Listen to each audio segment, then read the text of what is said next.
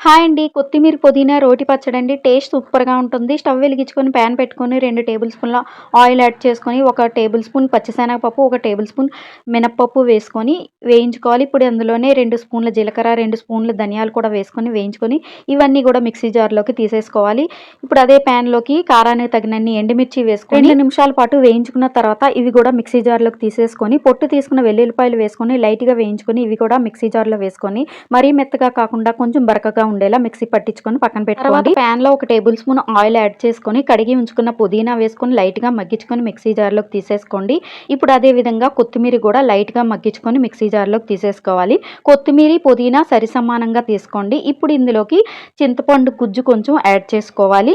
చింతపండు గుజ్జు వేసుకున్న తర్వాత రుచికి సరిపడినంత ఉప్పు యాడ్ చేసుకొని, ఉన్న వాళ్ళు పచ్చడిని రోట్లో దంచుకుంటే పచ్చడి సూపర్‌గా ఉంటుంది. లేదనుకుంటే మిక్సీ పట్టించుకోవచ్చు. చివరగా తాలింపు వేసుకొని 2 నిమిషాల పాటు వేయించుకోవాలి.